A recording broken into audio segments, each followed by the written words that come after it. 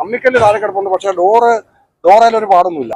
അപ്പോൾ നമ്മുടെയൊക്കെ ഒരു നിഗമനം എന്ന് പറയുന്നത്, പോലീസ് സംസാരിക്കുന്നതാണ്, ഈ വെളിയിൽ ബഹളം കേട്ടുകൊണ്ട് പുള്ളി അകത്തുനിന്ന് ഡോറ് തുറന്നു കാണും. ഡോറ് തുറന്നപ്പം കൊലപാതകി തള്ളി കയറി കാണും.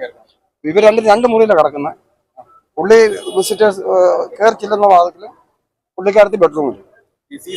അകത്തുണ്ട്, പുറത്തുണ്ട്. പട്ടി ഇപ്പോഴും അനങ്ങുന്നില്ല. 2 പട്ടി ഉണ്ടായിരുന്നു, ഒരു പട്ടി മരിച്ചു. ഇപ്പൊ അനങ്ങുന്നില്ല. അതിപ്പോ സമയം നമുക്ക് പറയാൻ പറ്റില്ല. ഇപ്പൊ രാവിലെയാണ് നമ്മൾ അറിയുന്നത്. ഞാൻ രാവിലെ ഇവിടെ പോസ്റ്റ് ഓഫീസിൽ പോയിട്ട് തിരിച്ചു വരുമ്പോൾ ഇവിടെ ഒരു പെൺകുട്ടി ബസ് കയറാനായിട്ട് നിൽക്കുന്നു. ആ കുട്ടി കൈ കാണിച്ച് ഞാൻ നിർത്തിയപ്പോൾ എന്നോട് പറഞ്ഞപ്പോഴാണ്, ഞാൻ നേരത്തെ ഇവിടുത്തെ കൗൺസിലറാണ്, അപ്പൊ അങ്ങനെ പറഞ്ഞാണ് അകത്ത് കയറുന്നത്. അത് കഴിഞ്ഞ് എന്തോ അത് പോലീസ് നമ്മളോടൊന്നും പറഞ്ഞില്ല. അവരടുത്തുള്ള CCTV കൊണ്ടുപോയിട്ടുണ്ട്. അതൊന്നും പറയുന്നത് നമുക്ക് അതിനെക്കുറിച്ച് അറിയത്തില്ല, നമ്മളോടൊന്നും പറഞ്ഞിട്ടില്ല.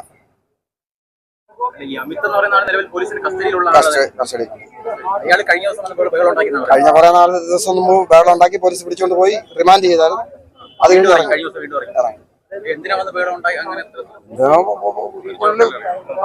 പ്രശ്നം ഉണ്ടാക്കിയത് ഈ മൊബൈൽ മോഷ്ടിച്ചാലും ജോലി എന്ന് പറഞ്ഞു വിട്ടായിരുന്നു. ഇല്ലില്ല, സ്വർണ്ണമൊക്കെ പുള്ളിക്കാരി സ്വർണ്ണമൊക്കെ എന്തോ ഇല്ലില്ല, മോഷണ ശ്രമം നടന്നില്ല. എന്തോ അല്ലല്ല, ഫ്രണ്ടിലത്തെ വാതിൽ കൂടിയൊക്കെ തന്നെയാണ്. അവിടെ ആ ഫ്രണ്ടിലത്തെ വാതിലാണ് അമ്മിക്കല്ല് ഇരിക്കുന്നത്. ആ അമ്മിക്കല്ല് അവിടെ തന്നെ നല്ല പൊസിഷൻ തന്നെ ഇരിക്കുന്നു. അപ്പോൾ നമ്മളുടെയൊക്കെ ഒരു നിഗമനം എന്ന് വെച്ച് കഴിഞ്ഞാൽ, ബഹളം കേട്ടുകൊണ്ട് ചിലപ്പോൾ ഈ പുള്ളി അകത്തുനിന്ന് ഡോറ് തുറന്നപ്പോൾ വെളിയിൽ നിന്ന് തള്ളി കയറിയതാകാം എന്നൊരു സംശയമുണ്ട്.